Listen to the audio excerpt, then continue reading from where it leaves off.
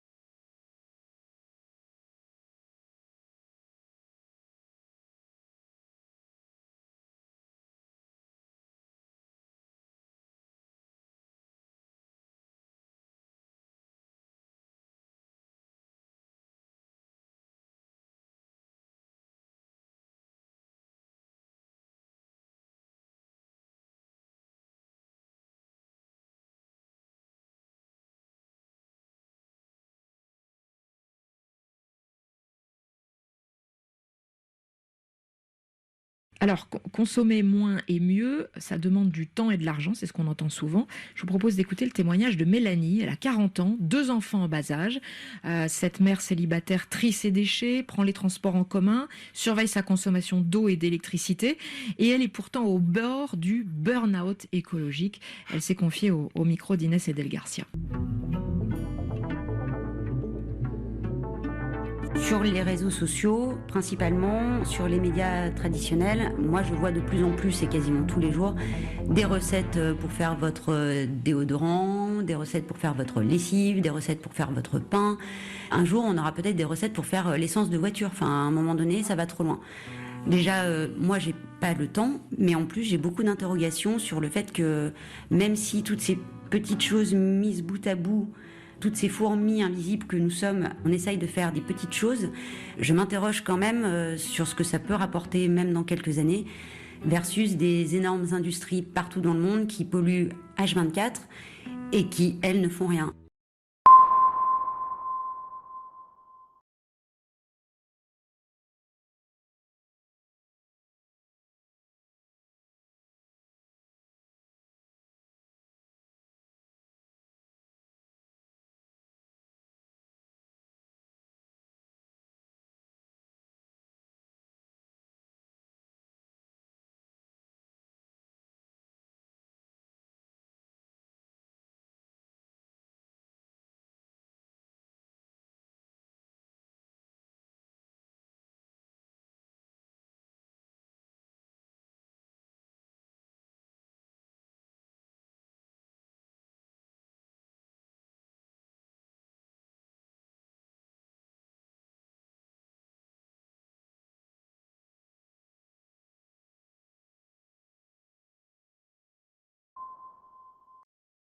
Dana Castro, bonjour. Bonjour. Vous êtes psychologue clinicienne à Paris. Comment limiter les émotions toxiques, celles qui nuisent à notre équilibre et aussi à nos relations avec les autres? Eh bien, la première chose à faire, c'est de les reconnaître, de comprendre qu'elles sont toxiques. Et en fait, reconnaître, ça veut dire pouvoir les nommer et comprendre qu'elles sont toxiques. Alors, comment on sait qu'elles sont toxiques? C'est qu'elles vont empiéter sur notre bien-être au quotidien. Par exemple, quand on se prend la tête avec une culpabilité. Ah, j'aurais dû, c'est pas bien, j'aurais dû, j'aurais fait ci et tout, et que ça nous prend vraiment la plupart du temps et la plupart de la tête, ça veut dire qu'elles deviennent toxiques. et qu'elle nous empêche à la fois de comprendre la cause réelle de cette émotion et à la fois d'agir en conséquence ou alors d'agir d'une manière inadaptée. Et justement, à l'inverse, émotions toxiques, est-ce qu'il y a d'autres émotions là qu'on a plutôt intérêt à cultiver ? Bien sûr, nous avons ce qu'on appelle des émotions primaires qui sont l'amour, la joie, la tristesse, la colère. Ce sont des émotions universelles et qui ont vraiment une fonction très importante dans nos psychismes parce que ce sont des signaux. Quand on a peur, on sait qu'il faut se protéger. Quand on est amoureux, quand on éprouve de la joie, on sait qu'il faut vraiment en profiter de ce moment.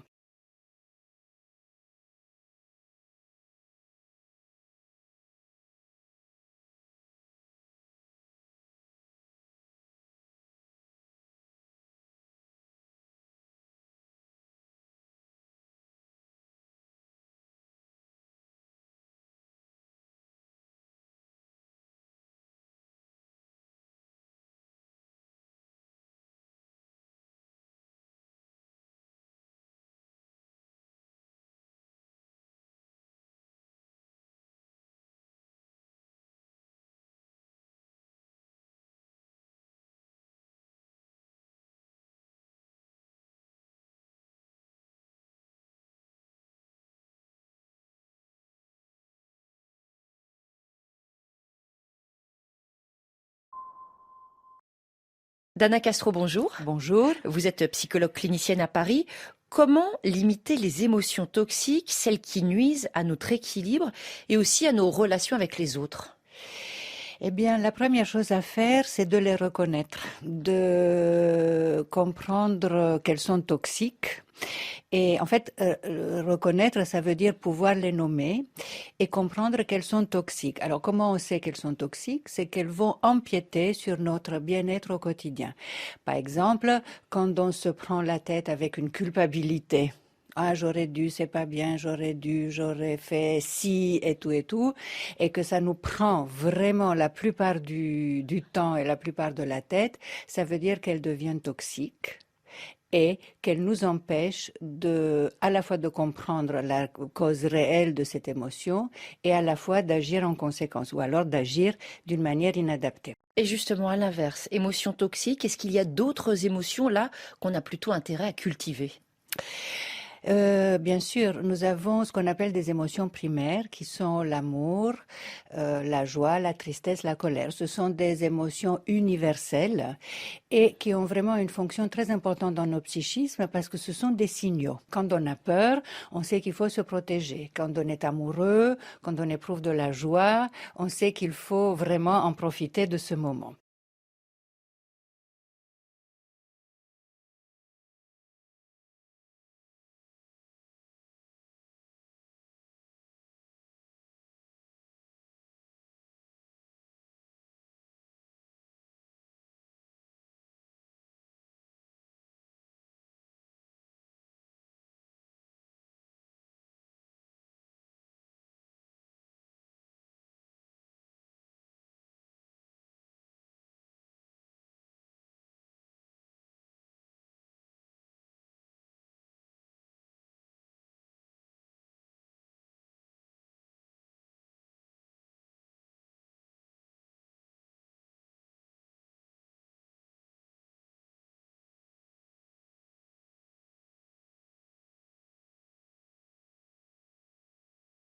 Ngoné Magin est né et a grandi à Dakar.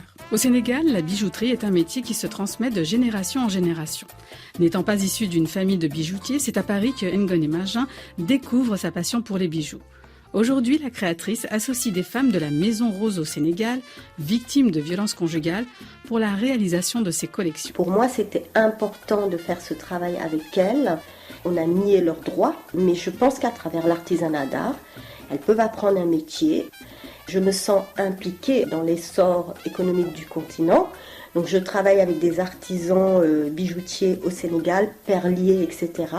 Ça permet de sauvegarder certains savoir-faire ancestraux comme la filigrane.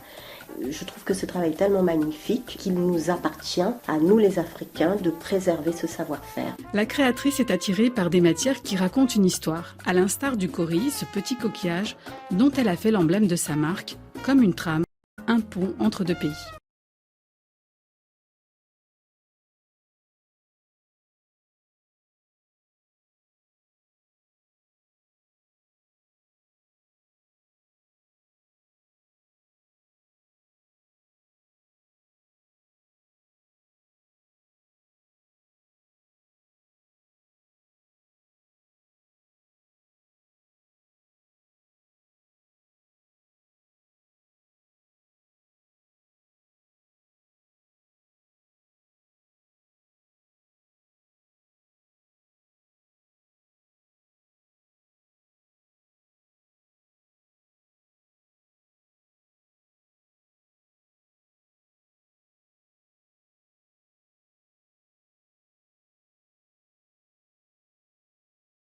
Ngoné Magin est né et a grandi à Dakar.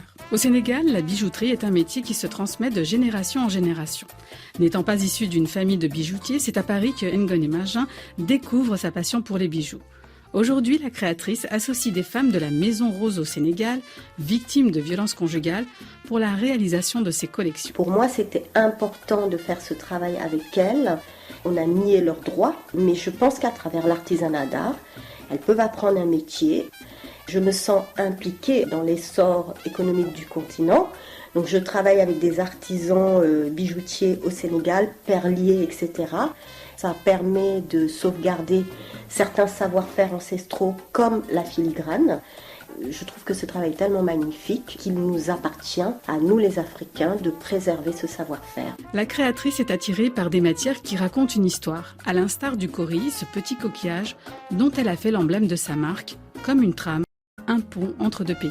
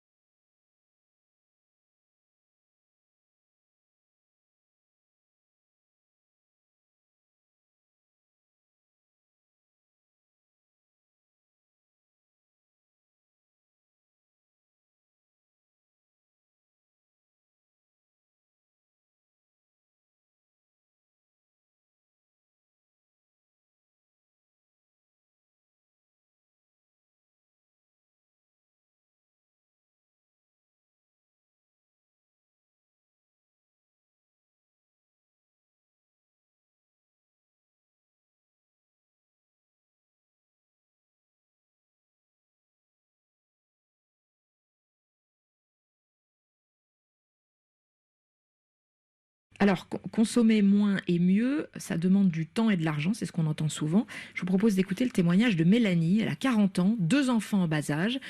Cette mère célibataire trie ses déchets, prend les transports en commun, surveille sa consommation d'eau et d'électricité. Et elle est pourtant au bord du burn-out écologique. Elle s'est confiée au micro d'Inès Edel Garcia. Sur les réseaux sociaux, principalement sur les médias traditionnels, moi je vois de plus en plus et quasiment tous les jours des recettes pour faire votre déodorant, des recettes pour faire votre lessive, des recettes pour faire votre pain.